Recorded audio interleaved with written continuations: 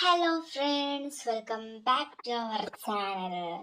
അപ്പോൾ ഞാൻ ഇന്ന് പറയാൻ പോകുന്നത്, അപ്പോൾ ഞാൻ കമൻസിൽ കുറേ പേര് പറയുന്നത് കേട്ടിട്ടുണ്ട്. എന്താണെന്ന് വെച്ചാൽ, ഇവളുടെ സൗണ്ട് എന്താണ് ഇങ്ങനെ എന്ന് നീ പറയണ്ട, വേറെ ആരെയും കൊണ്ട് പറയിപ്പിക്കുക എന്നൊക്കെ പറഞ്ഞിട്ട് എനിക്ക് കുറേ കമൻസ് കണ്ടിട്ടുണ്ട്. അപ്പോൾ ഇപ്പം നിങ്ങൾ ഈ കേൾക്കുന്ന സൗണ്ട് ഒരിക്കലും എൻ്റെ സൗണ്ട് അല്ല, എൻ്റെ സൗണ്ട് ഇങ്ങനെയല്ല.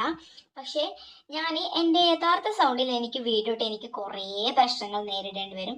ഒന്നാമത് ഫാമിലി ഇഷ്യൂ. അതുകൊണ്ട് തന്നെ ഒരിക്കലും എനിക്ക് എൻ്റെ നാച്ചുറൽ സൗണ്ടിൽ എനിക്ക് വീഡിയോസ് ഇടാൻ പറ്റത്തില്ല. ഇത് കംപ്ലീറ്റ് AI-യുടെ സൗണ്ടാണ്. അതുകൊണ്ടാണ് നിങ്ങൾക്ക് ഇതിങ്ങനെ തോന്നുന്നത്. അതായത് ഇതെന്താണ് ഇവളുടെ സൗണ്ട് ഇങ്ങനെ, ഈ സൗണ്ട് കേൾക്കുമ്പോൾ ഒരു ഗുമ്മില്ല എന്നൊക്കെ തോന്നുന്നതിൻ്റെ കാരണം നിങ്ങൾക്ക് ഇതാണ്. അപ്പോൾ ഇത് ശരിക്കും എൻ്റെ സൗണ്ട് അല്ല, ഇത് ഞാൻ ക്രിയേറ്റ് ചെയ്ത സൗണ്ടാണ്. ഒക്കെ തന്നെ ക്രിയേഷൻ ആണ്. അപ്പോൾ എൻ്റെ ഇന്നത്തെ കഥ എന്ന് പറയുന്നത്, അതിന് മുമ്പ് എനിക്കൊന്ന് ചോദിക്കണം എന്നുണ്ടായിരുന്നു. ഞാൻ ഇന്നലെ ഒരു സ്റ്റോറി ഇട്ടിട്ടുണ്ടായിരുന്നു, അതായത് നല്ല അടിപൊളി കഥയായിരുന്നു. അപ്പോൾ അതിൻ്റെ പാർട്ട് 2 വേണമെന്ന് ആഗ്രഹം ഉണ്ടെങ്കിൽ തീർച്ചയായിട്ടും ഒന്നെങ്കിൽ ആ വീഡിയോയുടെ അടിയിൽ കമൻറ്റ് ഇടുക, അല്ലെങ്കിൽ ഈ വീഡിയോയുടെ അടിയിൽ കമൻറ്റ് ഇടുക. അപ്പോൾ ഞാൻ പാർട്ട് 2ൻ്റെ വീഡിയോ ഇടുന്നതായിരിക്കും. അപ്പോൾ ആ വീഡിയോ കാണാത്തവർ തീർച്ചയായിട്ടും പോയി ആ വീഡിയോ കാണാൻ ശ്രമിക്കുക. എന്നിട്ട് ഇഷ്ടപ്പെട്ടാൽ നിങ്ങൾ അതിൽ തന്നെ കമൻറ്റ് ചെയ്യുക, അല്ലെങ്കിൽ ഈ വീഡിയോയിൽ വന്ന് കമൻറ്റ് ചെയ്യുക.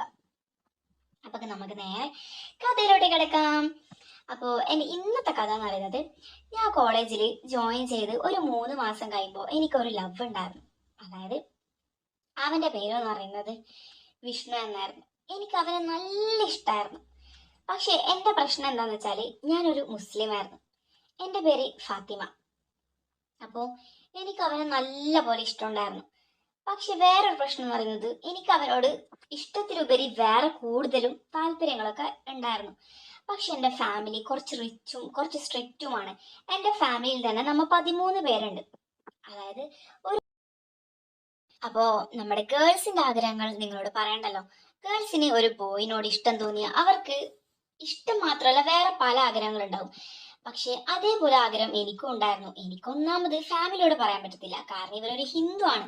മാത്രമല്ല, എന്നെ ആണെങ്കിൽ വീട്ടിൽ നിന്നും അങ്ങനെയൊന്നും പുറത്തു വിടത്തില്ല. ഇവൻ എന്നെയും നേരെ കിട്ടൂല, എനിക്ക് ഇവനെയും നേരമണ്ണം വിചാരിച്ചതുപോലെ കിട്ടത്തില്ല. അപ്പോ വീട്ടിൽ കയറ്റാമെന്ന് വെച്ചാൽ ഫാമിലി, അതായത് വീട്ടിൽ ഇങ്ങനെ എല്ലാവരും കാലിയാവത്തില്ല. ആരെങ്കിലായിട്ടും വീട്ടിലുണ്ടാവും. ഒരിക്കലും ഞാൻ വീട്ടിൽ ഒറ്റക്കാവത്തില്ല.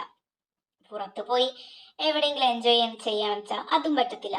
നമ്മൾക്ക് കോളേജിൽ നിന്ന് മാത്രമേ കാണാൻ പറ്റും. അതായത് ഒരു ദിവസം 1 മണിക്കൂർ മാത്രമേ നമുക്ക് കാണാൻ പറ്റും. അതിൽ ആൾക്കാരുടെ മുമ്പിൽ മാത്രമേ കാണാൻ പറ്റൂ. കോളേജിൽ നിന്നൊക്കെ കാണുന്നത് നിങ്ങൾക്ക് അറിയാലോ, ചുറ്റും ആൾക്കാരുണ്ടാവും. അപ്പൊ മെസ്സേജിലൊക്കെ വേണ്ടത്ര മെസ്സേജും ഒക്കെ തന്നെ ചെയ്തെങ്കിലും നമ്മൾക്ക് നമ്മൾ രണ്ടുപേരെയും ഒറ്റയ്ക്ക് കിട്ടാൻ വലിയ പാടായിരുന്നു.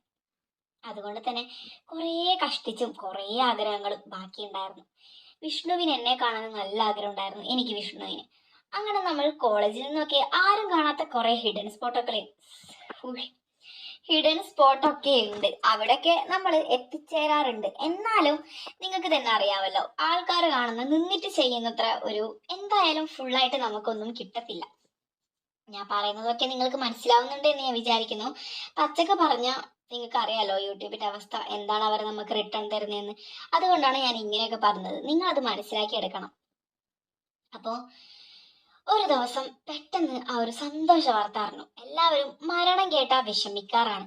പക്ഷേ ആ മരണം കേൾക്കുമ്പോൾ എനിക്ക് സന്തോഷമാണ് വന്നത്. കാരണം ഞാനും വിഷ്ണു റിലേഷനായി 8 മാസമായി. ഇന്നേ വരെ ഞങ്ങൾക്ക് രണ്ടുപേർക്കും ഇടയിൽ ഒന്നും തന്നെ ഉണ്ടായിട്ടുണ്ടായിരുന്നില്ല. നമ്മൾക്ക് അതിനുള്ള ചാൻസ് ഉണ്ടായിരുന്നില്ല. അവനും അതിനോട് നല്ല ആഗ്രഹമുണ്ട്. എനിക്കാണെങ്കിൽ അതിനോട് 10 ഇരട്ടി ആഗ്രഹം ഉണ്ടായിരുന്നു. അങ്ങനെ ഞാൻ ആ വാർത്ത അറിഞ്ഞു. അതായത് എൻ്റെ ഫാമിലി ലോങ് ആയിട്ടുള്ള ഒരാൾ, പക്ഷെ എനിക്ക് അങ്ങനെ അറിയത്തില്ല. പക്ഷെ എൻ്റെ വീട്ടിലെ എല്ലാവർക്കും തന്നെ നല്ല അടുപ്പമുള്ള ഒരാൾ മരിച്ചു എന്നുള്ള വാർത്ത. അപ്പോൾ സ്വാഭാവികമായിട്ടും എനിക്ക് പോവണ്ട. അങ്ങനെ ഞാൻ അങ്ങനെ ആഗ്രഹിച്ചിരുന്ന ഒരു ദിവസമെത്തി. അപ്പോഴേക്കും എനിക്ക് അവിടെ ചെല്ലാൻ പറ്റാത്ത അവസ്ഥ, കാരണം എനിക്ക് നിസ്കരിച്ചുവിടാത്ത അവസ്ഥയായിരുന്നു.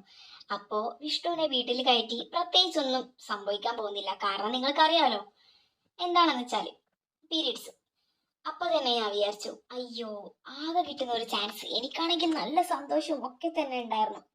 പക്ഷെ എനിക്കന്ന് വിഷ്ണുവിനെ കിട്ടിയിട്ട് ഉപകാരം ഇല്ലാത്ത ഒരു ദിവസമായിരുന്നു.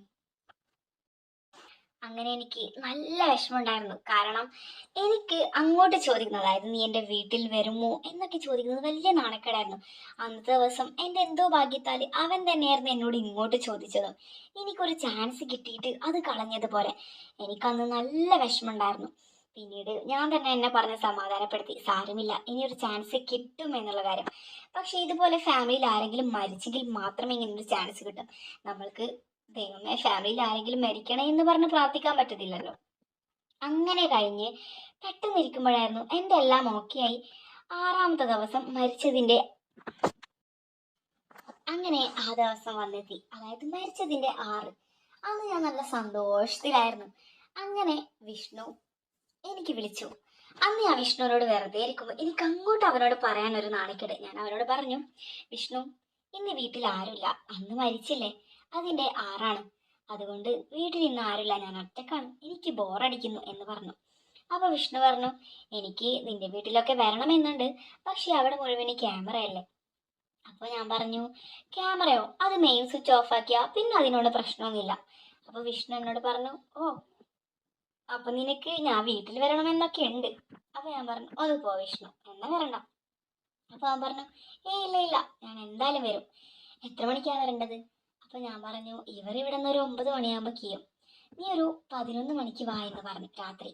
അപ്പൊ അവൻ ചോദിച്ചു, അവരെപ്പോഴാ മടങ്ങി വരുന്നത്? ഞാൻ പറഞ്ഞു, ഒരു 1-2 മണിയാവും.